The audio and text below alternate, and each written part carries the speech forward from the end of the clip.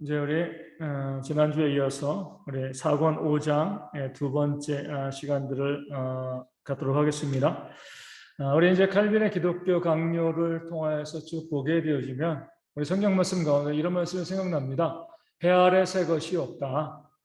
과거에 있었던 죄악들이 우리 교회의 또 목회자들과 교회 일꾼들의 죄악들이 500년 전에 칼빈의 시대에 지적되어진 것인데 오늘날 교회에도 그대로 반복되어지고 있는 부분들을 보게 됩니다. 그래서 우리가 그런 모습을 보면서 그 당시에 종교가 개혁되어질 수밖에 없었던 것처럼 다시 이 시대에도 또 개혁되어져야 된다. 이 부분들을 제가 생각하게 되어지는 거죠.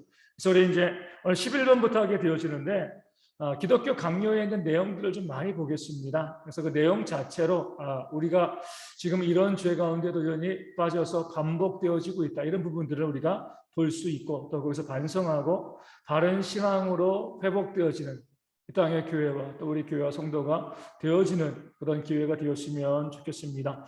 11번에 보면 주교들과 교구 사제들 이런 제목이 있고요. 칼빈의 책에서 기독교 강요에서 이렇게 이야기하고 있습니다. 그러나 그들은 위임된 교회를 버리고 교회 일을 다른 사람에게 맡기면서 여전히 목자로 행세하려고 하며 목자의 직무는 아무 일도 하지 않는 것처럼 행동한다.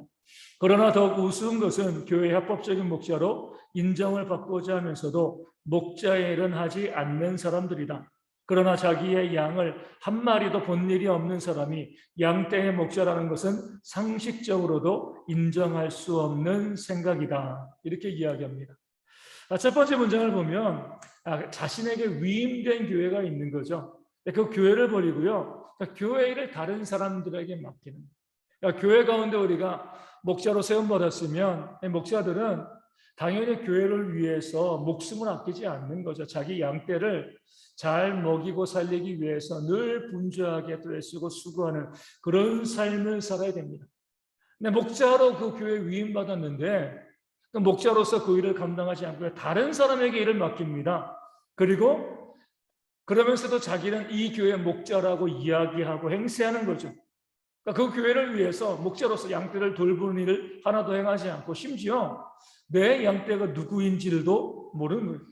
그러니까 목자 일을 하지 않으면서도 나는 목자이다 이렇게 이야기하고 있는 그런 잘못된 목회자들이 그 당시 주교들 또 사제들의 모습이었다는 거죠. 이런 모습이요 오늘 우리도 다르지 않습니다. 목자이면서도 양떼를 돌보지 않는 그런 목회자들이 있는 거죠. 뭐에 힘써요? 목회자들의 모임이라든가 다른 일에 힘씁니다. 그 모임 가운데 열심히 나가고 거기에서 또 모임 갖고 또 교제하고 또 어떤 기관을 만들어서 그 기관의 어떤 위원장이라든가 또 직분을 맡아서 그 일엔 열심히 해요. 근데 내가 있는 그 교회 성도들, 내 양들은 치지 않는 그런 목회자들이 있습니다. 그러면서도 나는 어떤 교회 목사다라고 이야기하는 거죠. 누가 교회 왔는지 또 교회 나오지 않는지 전혀 관심이 없는 거예요. 그러니까 그 교회 목사, 위임된 교회 목사인데 자기 교회를 섬기지 아니하는 그런 모습이요. 없는 것처럼 보이지만 의외로 많이 있습니다. 열심히 기관의 일을 하고요. 또 밖에 일, 외적인 일 참 많이 감당하는데 자기 교회를 섬기지 않는 거예요. 이런 모습들이 칼빈의 시대에도 있고요. 오늘날 이 시대 가운데도 있습니다. 우리가 하나님의 교회 일꾼이 되었다는 것은요. 교회를 섬기는 거죠. 우리 성도를 섬기는 것에 내 최선과 열심을 다하는 그런 모습이 있을 때 목자라고 이야기되어지는 겁니다. 그러니까 다른 일에 애쓰고 수고하는 것. 이것은요. 이 부수적이고 2차적인 일인데 그런 일들이 더 앞서는 그런 모습들이 우리 가운데 있으면 이 교회가 부패하고 타락했다 이렇게 보게 되어집니다. 그래서 우리 어떤 목사님들 보면 대외적인 일에 참 열심을 해요. 나쁜 건 아니지만 대외적인 일을 열심히 하기 위해서는 뭐 먼저 해야 돼요? 내가 섬기고 있는 교회를 정말 열심히 잘 섬겨야 됩니다. 그리고 나서 대외적인 일을 해야죠. 교회는 신경 쓰지 않고요. 대외적인 일에만 열심히 애쓰는 그런 모습이 있다라고 하면 우리가 칼빈이 정죄했던 그런 부패한 주교들과 다를 바가 없는 그런 잘못된 일 가운데 잘못된 우리 목자로 우리가 이제 그렇게 치부되어지는 것이죠. 우리 12번에 보면 이 폐단의 초기 그레고리우스와 베르나르두스 이들은요 최선을 다해서 성직을 감당하지 않는 신부들을 책망했습니다. 그러니까 이미 그 당시부터 그런 사람도 있었던 거죠. 교회의 목자로서 부름받았는데 그러니까 최선을 다하지 않는 거예요. 헌신하지 않고요. 목숨 버리고 목회하지 않는 거죠. 그런데 칼빈의 시대에는요, 이런 일들이 더 심해졌습니다. 심지어 뭐라고 생각했냐면 설교하는 것은 낮은 일이다. 가치가 없는 일이다. 그러니까 교회에서 목회자가 말씀을 가르치고 하는 일들은 가치가 없는 일이고 의식을 집전하고 아무것도 행하지 않는 것이 오히려 내 명예를 높이는 것이다. 이렇게 생각을 했습니다. 그래서 이제 칼빈이 이렇게 이야기하죠. 평생에 한 번 강단에 서는 주교가 거의 없거나 또는 몇 명밖에 되지 않고 다른 성직자들은 100에 하나도 되지 않는 것을 본다면 그는 무엇이라고 말까? 지금 그들은 정신이 이상해져서 신자들에게 설교를 한다는 것은 주교의 체면을 손상하는 일이라고 생각한다. 우리 이제 개신교와 이 다른 종교의 가장 큰 차이점은 이거죠. 우리 개신교의 목회자들은요, 설교하는 사람, 말씀을 가르치고 증거하는 사람이에요. 근데 말씀을 가르치고 증거하는 것은 별로 중요하게 생각하지 않고요. 다른 일들, 어떤 행사에서 높임을 받는다거나 또 다른 기관에서 또 어떤 일들을 처리하는 것, 여기에서 높임을 받는 것들 가운데 더 좋아하는 그런 모습들이 칼빈의 시대 가운데 있었던 거죠. 설교를 가치 없이 본 거예요. 근데 실제적으로 이런 일들이 오늘날 교회 가운데도 벌어지고 있습니다. 무엇이냐면 말씀을 증거하고 가르치는 일에는 신경을 안 써요. 안 하는 건 아니에요. 말씀을 증거하고 또 선포하고 하죠. 그런데 거기에 대해서는 별로 신경을 쓰지 않습니다. 그런데 다른 일들은 정말 신경을 많이 쓰는 거예요. 그 일에 열심을 내는 거죠. 이 자체가 뭐냐면 설교를 낮은 일로 보는 겁니다. 우리 많은 목회자를 제가 아는 것은 아니지만 우리 목회자들 보면은요, 앞서 말씀드린 것처럼 대외적인 일들, 다른 일들, 교회 부수적인 일들 가운데 정말 바쁘요, 분주하게 많이 움직입니다. 근데 설교를 준비하고 말씀을 가르치는 데는 시간을 내지 않아요. 대충 제대로 이거 안 해도 내가 얼마든지 교회에서 인정받을 수 있다 이렇게 생각을 하고요, 설교에 열심을 내지 않습니다. 이 자체가 칼빈 시대의 그런 주교들의 그 잘못된 것을 반복해 나가는 겁니다. 어찌되었건 주의 말씀을 증거하고 설교하기 위해서 애쓰고 수고하고 최선을 다해야 되는데 그러지 않은 모습을 보이는 것은요, 잘못된 것이다 라고 이제 칼빈이 지적하고 있습니다. 13번에 보면 우리 선전과 현실, 칼빈은 책에서 이렇게 이야기합니다. 그들은 사도들의 권한이 그들에게 계승되었기 때문에 자신들은 교회의 기둥이요, 종교 지도자요, 그리스도의 대리요, 신자들의 머리라고 말한다. 교회가 혼돈하고 공허한 가운데서 주교들은 대부분 무례한 바보들이며 믿음에 대한 초보적 상식도 이해하지 못하거나 유머에게서 갓 떨어진 덩치만 큰 아이들이다. 양떼를 먹이겠다는 생각이 전혀 없다. 이렇게 이야기합니다. 그러니까 우리가 주교가 되었다는 것 자체가 그 직분 자체가 뭐예요? 우리 사도들의 우리 후계자이다. 그 권한이 능력이 우리 가운데 있다라고 생각을 해요. 우리는 당연히 주교니까 교회의 기둥이지 우리 종교의 지도자야 이렇게 이야기하죠. 하지만 양떼를 먹이고자 하는 생각은 전혀 없죠. 그 양떼를 먹이지 않고 우리 선지서 말씀 보면 뭐 하는 거죠? 양떼를 잡아먹는 거죠. 목사의 임무는요, 그 양떼를 잘 먹여서 양떼가 건강하게, 양들이 건강하게 되도록 만드는 건데 그 양들을 잡아먹는 목자가 있다. 성경에 말씀하고 있지 않습니까? 그 당시에 카톨릭의 현실이 그랬어요. 마땅히 하나님의 대리인이고 하나님의 일꾼이라고 하면 하나님께서 맡겨주신 그 양들을 잘 다스리고 잘 보살펴야죠.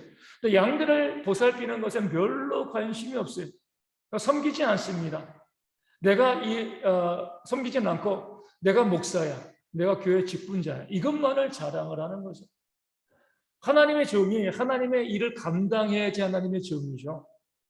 일은 감당하지 않고 내가 하나님을 섬기는 종이다 이렇게 이야기하면 거짓말이 되어지는 겁니다.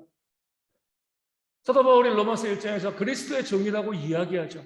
그러니까 종이라고 이야기하는 것은 종의 일을 해야지 종이죠. 그러니까 종의 일을 하지 않고 아무리 종이라고 이야기해도 거짓말이 되어지는 겁니다. 많은 목회자들이 내가 종이요 하나님의 일꾼이다라고 이야기하는데 실제적으로 하나님의 교회에서 하나님의 일을 얼마나 많이 감당하고 있는가. 일을 하지 않고요, 종이라고 이야기하는 그런 잘못된 그런 사기치는 것과 같죠. 그런 고백들이 교회 가운데 많이 있습니다. 칼빈 시대의 카톨릭 주교들이 그랬어요. 내가 교회 일꾼이고 특별히 목회자라고 하면 양들을 먹이기 위해서 내 자신이 먹는 것이 아니라 양들을 먹이기 위해서 애쓰고 노력하는 그런 모습들이 있어야 한다라고 말씀하고 있습니다. 14번에 보면 사제들의 도덕 수준, 칼빈이 이렇게 이야기합니다. 오늘날 무절제와 나약과 주색 등 모든 정욕에 깊이 빠진 데 있어서 그들보다 더 이름난 계급은 없다. 그들처럼 온갖 기만과 사기와 반역과 배반에 능숙한 계급도 없다. 이렇게 이야기합니다. 두 가지를 이야기하죠. 목회 열심히 하지 않는다. 두 번째는 뭐예요? 도덕적으로 타락했다. 근데 이게 한 뿌리입니다. 내가 목회에 정말 열심을 하고 최선을 다하면 뭐예요? 도덕적인 타락이 올 수가 없습니다. 우리가 봤을 때 성경의 원리에 따르면 우리가 악을 이기는 방법은요, 선에 힘쓰는 거예요. 선한 일에 힘쓰고 열심히 애쓰다 보면 악한 것이 우리의 삶에 우리 악을 행할 수 있는 시간이 없습니다. 그러니까 선을 행하기에도 우리의 시간이 부족하기 때문에 그러죠. 근데 선을 행하지 아니하면 반드시 악한 일이 나오게 되어 있어요. 그래서 우리가 보면 최선을 다해서 또 부지런하게 성실하게 목회하지 않는 그 목회자들, 또 교회를 섬기지 않는 일꾼들이 있을 때는요, 그 삶에 악한 것이 있다, 도덕적인 문제가 발생한다라고 보시면 됩니다. 목회자와 교회 일꾼들이요, 하나님의 교회를 섬기고 헌신함에 있어서 자신의 최선의 열심을 다하고 그것을 통하여서 시간이 모자랄 정도로 열심히 애쓰다 보면은요, 그 삶이 거룩해집니다. 그렇게 하지 아니하고요, 자신에 대해 헌신하지 아니하면 100이면 100 도덕적인 타락이 그 가운데 다가올 수밖에 없습니다. 그래서 우리가 그런 면에서 우리 교회에서 우리 목회자들이 교회 일꾼들이요, 내게 주어진 일에 헌신하는 것이 중요해요. 그러니까 교회 가운데 보면 그런 분들이 있거든요. 일은 하지 않고 일만 만드는 사람들이 있습니다. 성경에도 나와 있잖아요. 일을 하지 않으니까 일을 만드는 거예요. 열심히 일하는 사람들은요, 교회 가운데 헌신하고 수고하다 보니까 남을 비판하고 정죄할 틈도 없습니다. 일하지 않으니까요, 자꾸 비판하고 정죄하는 거죠. 그래서 우리가 하나님의 교회 가운데서 선을 행하고 바르게 목회하고 바르게 헌신하고 싶어하는 그런 열심이 있다라고 하면은요, 내게 주어진 일 가운데 최선을 다하는 그런 모습이 있으면 도덕적으로 깨끗해집니다.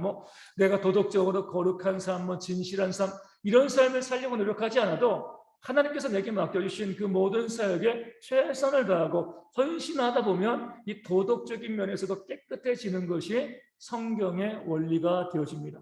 15번에 보면 우리 부재에 대한 이제 이야기가 나오죠. 칼빈이 이렇게 이야기합니다. 고대 교회의 관습은 신자들이 성만찬에 참석하기 전에 서로 입을 맞추고 성단에 구제물자를 드렸다. 이와 같이 그들은 자기들의 사랑을 먼저 상징적으로 표시하고 다음에 구제품으로 표시했다. 빈민들의 심부름꾼인 집사는 들어오는 것을 받았다가 분배했다. 이 부제는요, 우리 안수 집사와 같다 그랬습니다. 그러니까 초대교회 보면 아주 단순했어요. 와서 성도끼리 서로 사랑의 교제를 나눕니다. 친밀하게. 그 친교가 중요하죠. 그리고 난 다음에 인사하고 난 다음에 뭐 하는 거예요? 교회 올 때 가지고 온 재물을 이 성단에, 강단에다가 바치는 거죠. 바치면은요, 교회는요, 그 바친 것을 부자들이 받아다가 바로 뭐 했어요? 다시 빈민들에게 나눠줬습니다. 이 바쳐서 여기 쌓아두는 게 아니라 받고 난 다음에 다시 어려운 이웃들, 그러니까 그러기 위해서는 미리미리 어려운 이웃들, 성도들의 삶에 어떤 문제가 있는지 파악해야죠. 그래서 물질이 들어오면 바로 집행되어질 수 있도록 하는 것, 이것이 바로 초대교회 안수집사, 부제들의 그런 역할이 되었습니다. 그런데 부제들이 이러한 본래의 역할을 감당하지 않고요, 사제가 되기 위한, 요즘 말로 말하면 목사가 되기 위한 준비 과정 가운데 있다 보니까요, 미사를 도와주거나, 그럼 어떻게 보면 이 교회에서 본질적인 사명을 감당하지 않고요, 이 부속적인 일들만 했습니다. 그러니까 성도들이 와서 거룩하게 입맞춤하고 교제하고 그 하나님께 드리는 그 물질을 쌓아두면 이게 어떻게 돼요? 바로 빈민들에게 집행되어야 되는데 쌓아두고요, 부제들이 그 역할을 감당하지 않으니까 그 물질이 누구에게 들어가요? 이게 주교들에게 들어가는 겁니다.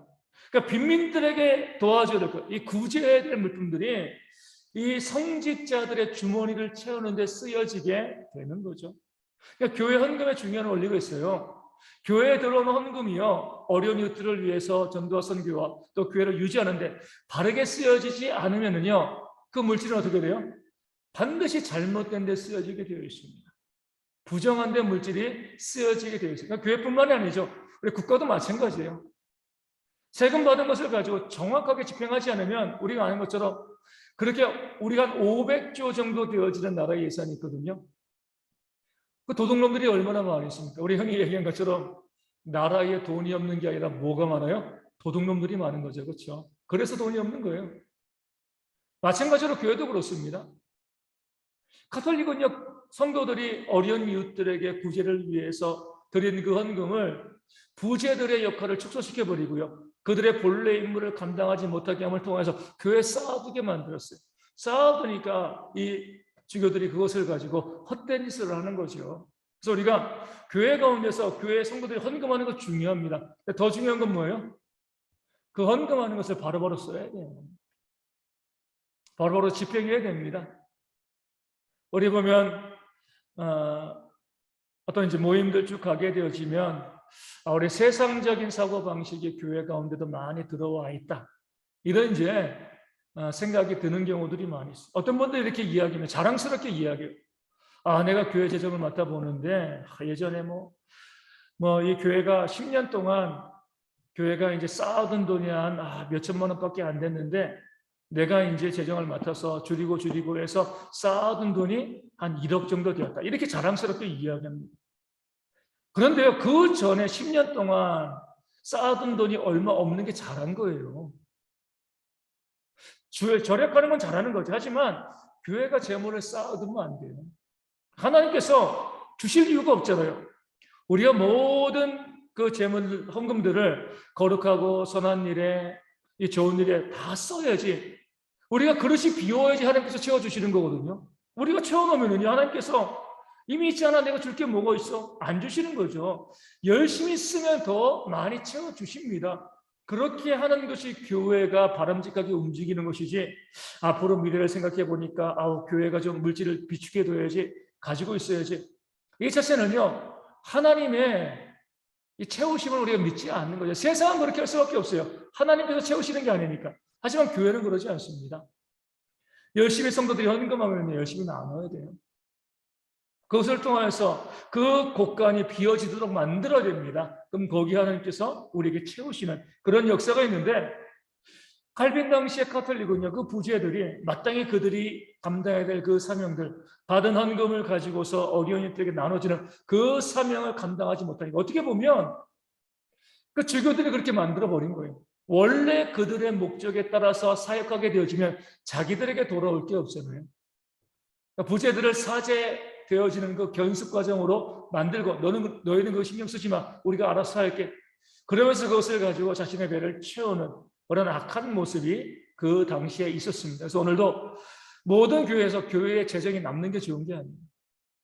그 남은 걸 뭐 하는 거죠? 거룩한 일에, 온전한 일에 우리 써서 그 다음에 또 기도하면서 하나님의 도우심을 구하는 그런 재정의 원리들을 교회가 세워 나가야 됩니다. 16번에 보면 교회 수입의 분배, 칼빈이 이렇게 이야기합니다. 그들은 항상 교회 안에 아름답고 정연한 질서가 있다고 자랑한다.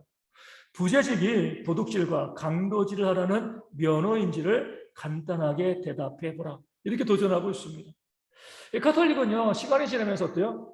예식을 화려하게 했어요. 지난번 말씀드린 것처럼 이 교황과 주기경들이 입는 옷이라든가 장신구들, 또 교회 이런 것들, 이런 부분들을 화려하게 꾸미는 거죠. 왜냐하면 재물이 많았거든요. 재물들이 많이, 헌금들이 많이 들어온 것을 바로 어려운 이웃들에게, 빈민들에게 구제하지 않고 복음을 위해서 그 물질을 쓰지 않으니까 뭐 하겠어요, 그것 가지고요. 그들이 입는 옷을 화려하게 꾸미고요, 그들이 사는 곳을, 모든 것들을 장식하는데, 요즘 말로 말하면 인테리어 하는데 돈을 펑펑 쓰는 거죠. 그래서 어려운 이웃들에 대해서는 조금도 돌아보지 않았습니다. 그러니까 부재직이요, 도둑질과 강도질을 하는 면허가 되었어요. 물건을, 그러니까 헌금을 걷기만 하고 사용하지 않으니까 쓸데없는데 치장하고 화려한데 그걸 썼죠. 그러면서도 뭐예요? 교회 안에 아름답고 정연한 질서가 있다. 의복을 가지고도 교황은 가장 비싼 옷, 주기경 그 다음 이게 질서라고 보는 거죠. 큰 교회는 큰 장식들, 이것들 질서라고 보는 거예요. 당연히 교회가 크니까 이 정도의 비싼 것들 가지고 갖춰야지. 저도 보면은 참 안타까운 게 그래요. 우리 목회자들이 교회를 섬기고 또 헌신하는 것 열심히 하는데, 그러니까 교회에 가면서 가장 많이 애쓰는 것 중에 하나가 뭐냐면은 교회에 대한 인테리어예요.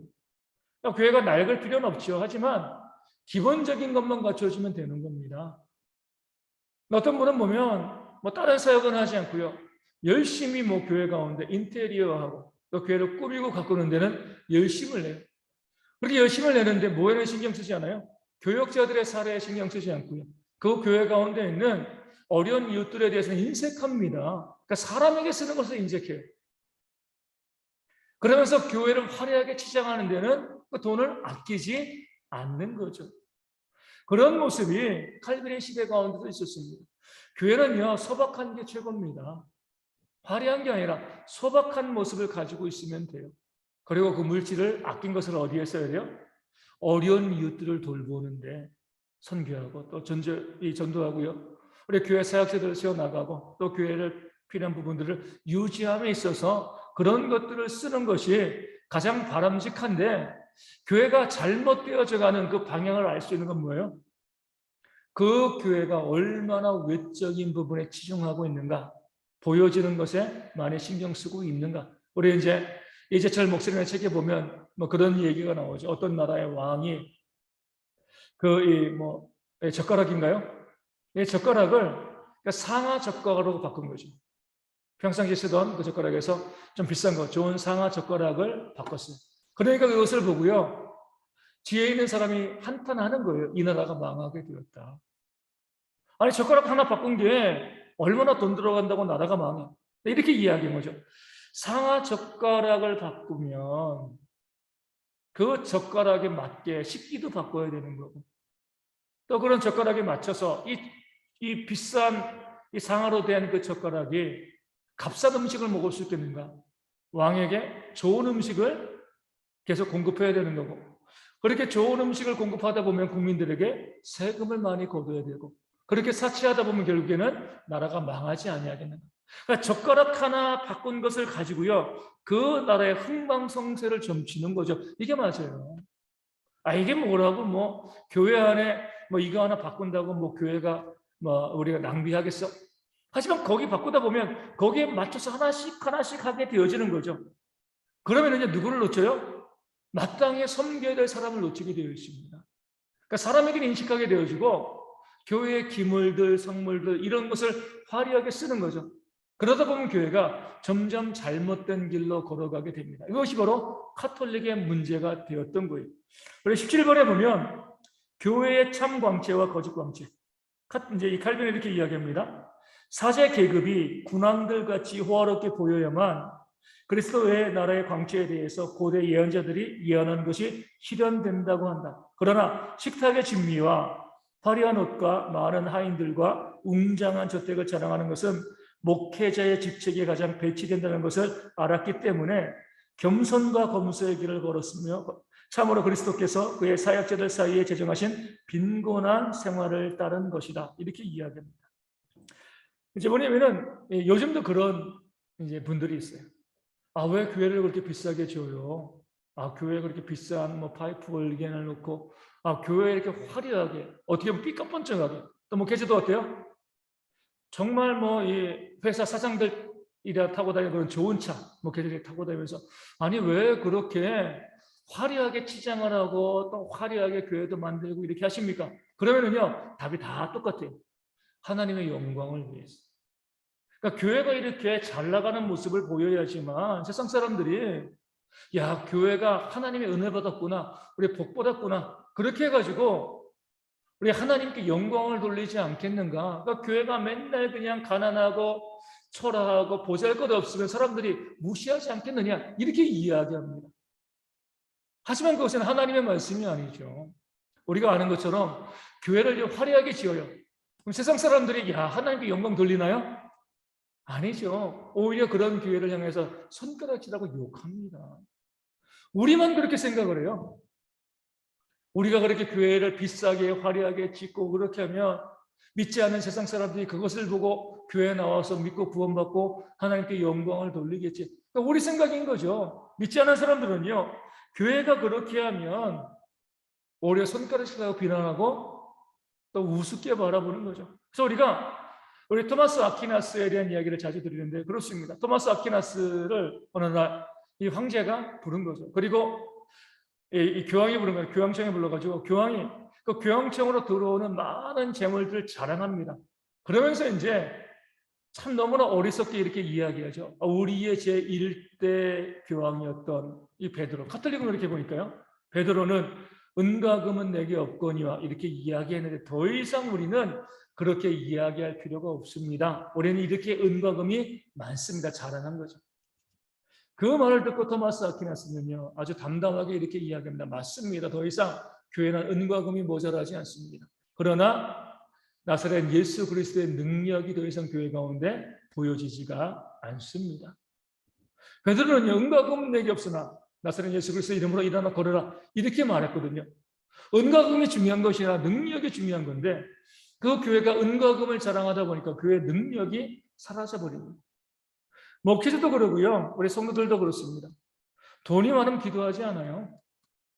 누가 돈 많은데 그렇게 간절히 기도하겠습니까? 아쉬운 게 없는데요. 그러면서 우리가 부유한 것이 우리 가운데 유익하지가 않습니다. 오히려 우리 가운데 좀 모자란 것들, 부족한 것들, 이런 것들이 있어야지 우리가 기도하게 되어지는 거죠. 그런 면에서 우리가 교회를 화려하게 꾸미고요. 교회를 멋지게 만들어 간다고 해가지고 그것이 하나님의 영광이 되어지는 건 아닙니다.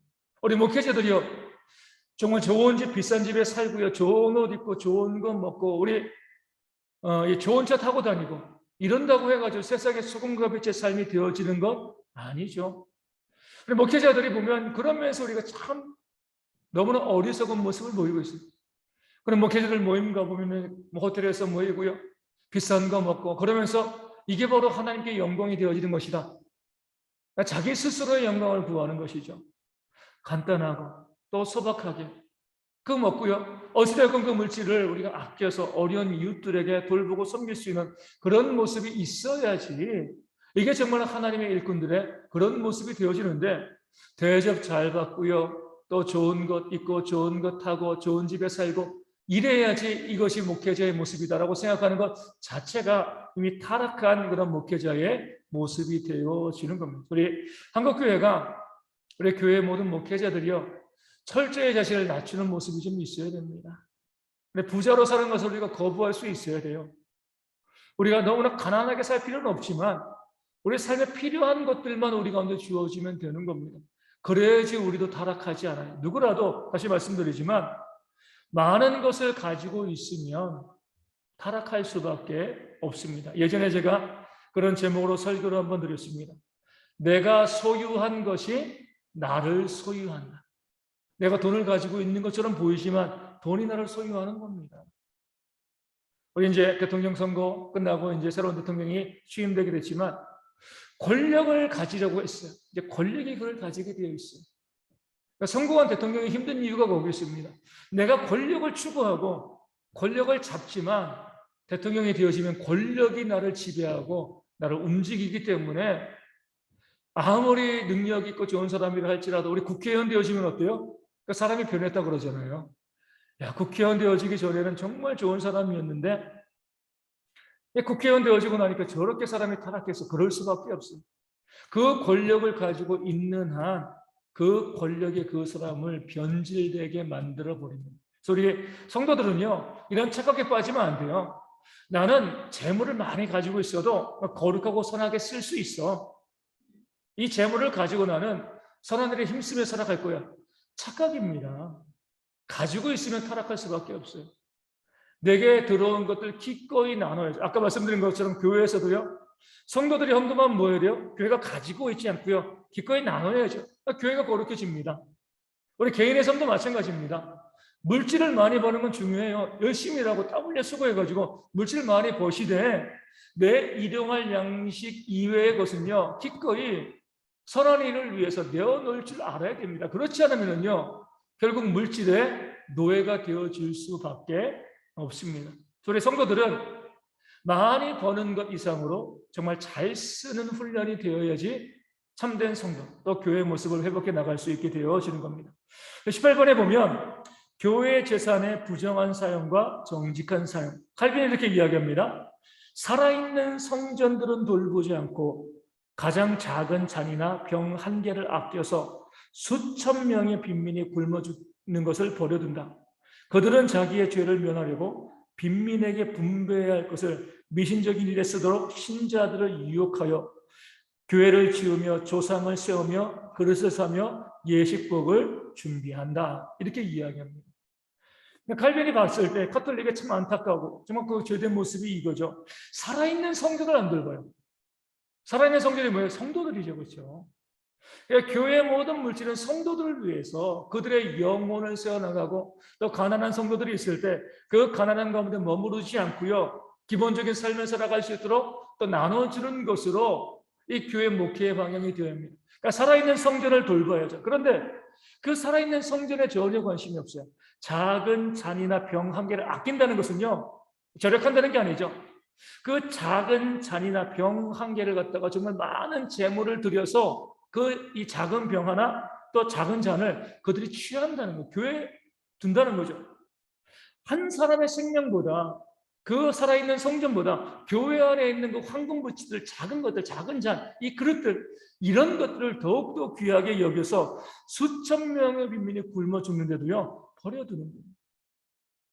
주변에 어려운 이웃들이 정말 굶어 죽어가고 힘들고 또 어려워하고 있는데 그 교회에서 황금잔을 사기 위해서 엄청난 돈을 갖다가 지불하고요. 우리 교회 이런 황금잔이 있습니다. 자랑하죠.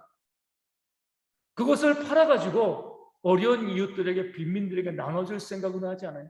우리 교회가 이런 것을 가지고 있고 그러니까 정말 좋은 교회다. 정말 능력 있는 교회다. 라고 자랑하지만 어려운 이웃들이 굶어 죽어가는 것 바라보지 않습니다. 이게 잘못된 모습입니다.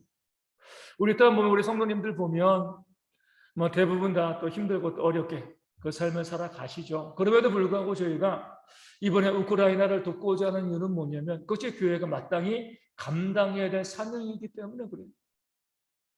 우리보다 얼마나 힘들까? 전쟁 가운데 있는 거니까요. 그렇죠? 여기는 어르신들 보면 우리 전쟁을 경험하셨지만 그 전쟁 가운데 우리가 힘들고 어려울 때 외국에 있는 교회들이 얼마나 우리를 위해서 원주하고요. 많이 애쓰고 수고해 줬습니다. 그런 은혜를 가지고 우리가 또 살았습니다. 하나님께서 그들을 통해서 돕게 하신 거죠. 그럼 우리가 은혜를 갚아야죠. 은혜를 받기만 하는 것이 아니라 은혜를 갚는 자로서 기꺼이 그것을 가지고 우리 이웃들을 돕고 섬길 수 있는 그런 모습이 우리 가운데 있어야지 되는 거죠. 근데 우리가 그렇게 하지 않고요. 내가 도움받는 것은 당연하게 생각을 하고 내가 남을 돕는 것에 인색하게 생각하면 그건 잘못된 겁니다. 우리가 믿는 성도라고 하면 우리의 삶에서 쓸데없는 사치야. 우리 교회도 마찬가지로 쓸데없는 데 돈을 쓰는 것이 아니라 그것을 정말 잘 아껴서 어려운 이웃들을 돕고 섬기는데 그 물질을 쓰는 모습들이 있어서 살아있는 성전을 돌보는 그런 모습이 교회 가운데 있어야 됩니다. 나 자신의 죄를 면하기 위해서 빈민들에게 분배할 것들을 미신적인 일에 쓰도록 그러니까 면죄부를 이야기하는 거죠. 신자들을 유혹해서 교회를 지어야지 내가 복받아. 그리고 여기 조상은요, 우리 이제 선조가 아니라 이 조각이죠. 조각상. 이 성인들의 조각상들. 이것들을 세우고 또 그릇을 사고 또 예식복을 준비하는데 헌금하면 너희가 복받아라고 이야기하고 성도들에게 사기치는 거죠. 그러니까 교회가 그런 것들을 가지고 목회자들이 뭐 하는 거예요? 우리는 이런 것도 있어. 서로 자랑하는 거예요. 우리 교회는 이런 이런 조각들도 있고 이런 그릇도 있고 우리 예식복은 이렇게 비싼 거야. 우리 교회는 이렇게 화려해. 그러니까 자신의 능력을 자랑하는 거예요. 그러니까 그것을 위해서 성도들의 흔히 말한 고열을 뽑아내는 거죠. 국가에서 백성들의 고열을 뽑는 것처럼. 이 모든 것들을 잘못해요. 교회 가운데서 우리 성도들의 헌금은요, 그 삶에 힘들고 어려운 가운데 아끼고 아껴서 또 준비하여 함께 드리는 헌물입니다. 그러니까 교회가요, 이런 것을 화려하고 사치한 이런 곳에 쓰면 안 되죠. 마땅히 거룩한 일들을 위해서, 가치 있는 그 사역을 위해서 교회의 물질을 쓸 때 우리가 살아있는 성전들을 돌보는 그런 바른 교회가 되어진다는 것을 칼빈은 이야기하고 있습니다. 19번에 보면 성직자의 재산과 권력을 이야기합니다. 책에 이렇게 나와 있습니다. 검소와 중용과 절제와 겸손의 모범을 보여야 할 사람들이 세상 집권자들에게 지지 않겠다고 고용인의 수요를 늘리고 찬란한 건물과 화려한 의복과 빈번한 연회의 경비를 드렸으니 이것이 합당한 일인가? 고대 종교 회의들에서는 감독이 자기 교회에서 멀지 않은 작은 집에서 살며 값싼 음식을 먹고 값싼 가구를 사용하라고 했다. 제롬은 주교의 영광은 빈민을 돌보는 것이며 모든 사제의 수치는 재산을 모으려고 애쓰는 것이라고 말했다. 성경의 원리는 뭐 예나 지금이나 이 동일합니다. 당연히 검소하고 또 절제하고 또 겸손의 몸을 교회 일꾼들이 보여야 되는데 세상의 집권자들, 세상 사람들보다 지지 않으려고요. 일하는 사람들의 수요를 늘리고요. 아주 비싼 건물들, 화려한 의복, 또 빈번한 연회 이것을 통해서 자기를 자랑하는 것이 합당한 일인가? 합당하지 않다는 거죠. 우리 세상과 비교해 봤을 때 교회가요. 세상의 집권자들, 뭐 세상의 뭐 정치인들, 또 세상의 또 회사 사장들 이런 사람들에 비해서 교회를 섬기는 일꾼이요 더 검소한 것이요 합당한 겁니다. 부끄러운 게 아니에요. 야, 내가 우리 교회 성도가 몇천 명, 몇만 명인데 내가 적어도 몇천 명, 몇만 명 있는 그런 회사 사장보다는 나아야지. 이런 마음 갖는 것 자체가 우리가 타락한 거죠. 우리에게 있어야 될 일용할 양식에 감사하고 그것을 가지고 하나님의 영광을 위해서 사는 그런 모습이 있어야 되는 겁니다. 우리 고대 종교회의들에서는 이 믿음의 우리 선진들이 이렇게 이야기합니다. 감독은, 목사는 자기 교회에서 멀지 않은 작은 집에서 살고 값싼 음식을 먹고 값싼 가구를 사용하라. 음식 먹지 말라는 거 아니에요. 가구 없이 지내라는 거 아니죠. 하지만 비싼 거 쓰지 말라는 거예요. 그것을 통해서 뭐예요? 이 감독이 비싼 가구와 비싼 음식 또 좋은 집 이런 것을 요구하게 되어지면 당연히 교회가 들어온 헌금을 감독에게 다 쓸 수밖에 없습니다. 그러면 교회가 어려운 이웃들에게 돌볼 것이 없는 거죠. 기본적인 삶의 필요를 우리가 다 공급하여 주되 우리가 이 너무 화려하지 않게 소박하고 검소하게 자기의 삶을 살아가는 것이 교회가 전반적으로 거룩한 일을 감당함에 있어서 정말 가치 있는 것이다. 이렇게 이야기합니다. 요즘 보면 어떤 교회 이제 원로 목사죠, 은퇴 목사가 뭐 교회가 제공한 수십억짜리 집에 살고 있는 그런 이야기들이 나와요. 또 그것을 목회자들이 성공했다고 보고요 부러워합니다. 부끄러운 일이죠. 목사가 은퇴하고 나면 뭐 제가 자주 말씀드리지만 우리가 목사가 은퇴하고 나면 가장 영광스러운 것은 임대 아파트 들어가는 거예요. 왜냐하면 하늘의 소망이 있다는 것을 고백하는 거거든요. 내 집은 이 세상의 것이 아니고 우리는 이 땅의 나그네이기 때문에 잠시 머물 이곳에 우리가 비싸게 우리가 관심 두지 않습니다. 하나님께서 우리 가운데 예비하신 그런 영원한 그 나라를 바라봅니다. 이런 모습이 우리 가운데 있어요. 우리 성도님들도 마찬가지입니다. 이 땅 가운데 이 좋은 집, 좋은 것들을 우리가 너무 추구하시면 안 돼요. 제가 늘 기도하는 건 아니지만 생각하는 건 이거예요. 야, 우리 교회 가운데 재벌이 한 명 등록했으면 좋겠다. 그 재벌에게 교육시킬 것이 많이 있어요. 비싼 집 팔아가지고 조그만 집에 들어가시고 좋은 차 팔아가지고 그냥 평범한 차 타시고 그리고 그 남는 돈으로 사회에 기부하고 교회 헌금 안 해도 괜찮아요. 어려운 이웃들에게 좀 나눠주세요. 재벌이니까 돈 많으니까 마땅히 큰 집, 좋은 차 이것이 아니라 우리가 잠시 땅 가운데 왔다가 결국 하나님의 나라를 갈 건데 우리의 부활을 하나님의 나라에 쌓아야 될 것이 아닙니까? 여기서 내가 가지고 있는 것은요 하늘나라에 쌓이지 않습니다. 내가 나누고 내가 섬기고 내가 버린 것만이 하나님 나라 가운데 쌓이게 되어 있어요.